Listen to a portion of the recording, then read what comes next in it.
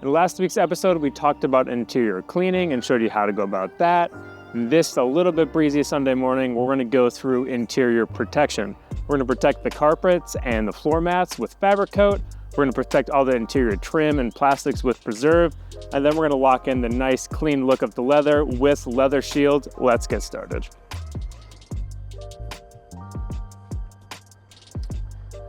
So since we cleaned these last week, they are now prepared for FabricCoat.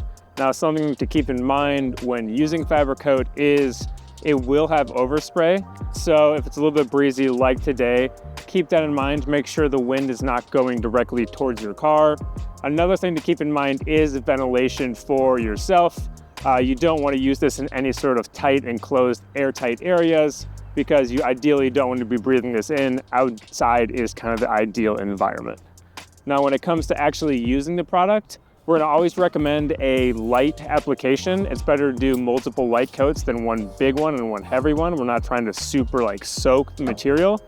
And then you're gonna spread it around with either a rubber glove. You can agitate the fibers with that, or you can use a soft bristle brush like we're gonna use today. So that's pretty much all it takes. We're gonna do 2 different layers on this with FabricCoat, just to ensure that it's properly covered. And when you are doing this on the interior of your car, on your carpets that are in there, you need to cover up any sort of plastics or glass that you can, just to help prevent any sort of overspray from getting on there. This is also going to be a product that is safe on Alcantara. So like this steering wheel here that it is aftermarket in Alcantara, we could use it on there. I'm always gonna recommend that you use it on the steering wheel before you put it into the car though, if that is an option. So now for protecting the dash and other little bits of plastic in this car, a lot of it's leather, but there are some pieces here and there. The bottom of the doors are another example. We're gonna use Preserve. This is, I would say, one of the most underrated products in the GYEON lineup. It's a fantastic product. It goes on easy, it absorbs nice, it leaves a nice dark matte finish. This one is gonna be clutch for doing your interior plastics. Trim EVO is our other plastic coating, but it's actually not suitable for interior plastics. This is gonna be the only option for this in the GYEON lineup. And we're gonna use this with the microfiber applicators. So 2 of these actually come in one of the packages, but essentially it's like a little sleeping bag for your fingers, and this side has some padding, which can absorb the product you're using and really keep it saturated. Because this is brand new, I'm gonna give it a couple extra squirts in here to make sure that there's enough product in the actual applicator. That should be a fair amount. Put it in the nice cup holder here. We're gonna go ahead and kind of spread it around to give a nice even saturation on this applicator. And this product is so easy, we're just literally just gonna wipe it on the surface here. Now, this interior has been well maintained, so it's not like you're gonna do any sort of plastic restoration at this current moment, but it just gives it a nice little sheen and darkening effect.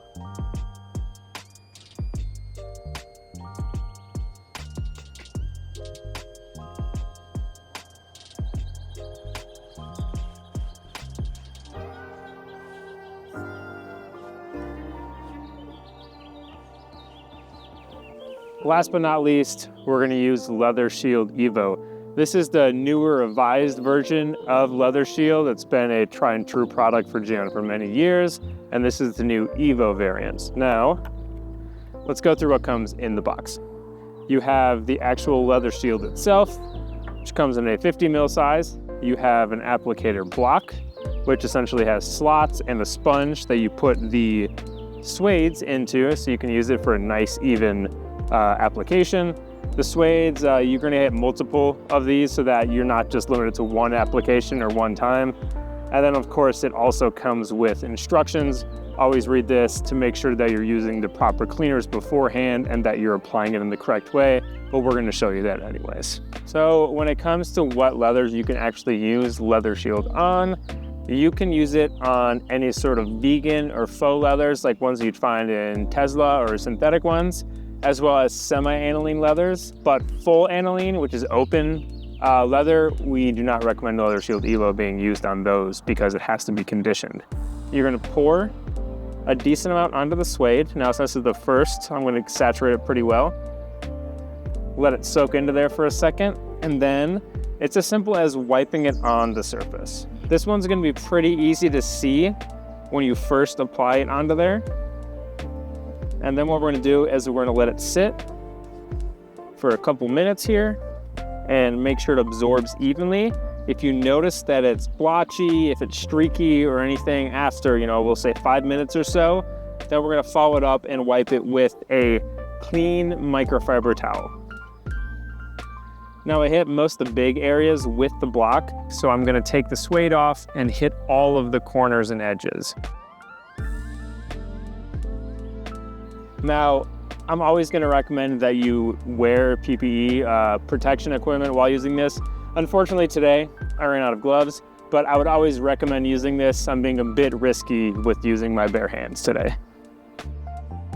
When it comes to doing the seats, what I like to do is actually use the suede on its own first, hit all the corners and edges and all the stitching to ensure that I get that, and then I'm gonna follow it up with the block and hit the bigger, flatter surfaces. Because if you do have any sort of uneven areas, it's gonna be easier to see on the big square areas and the flatter surfaces versus the corners and crevices.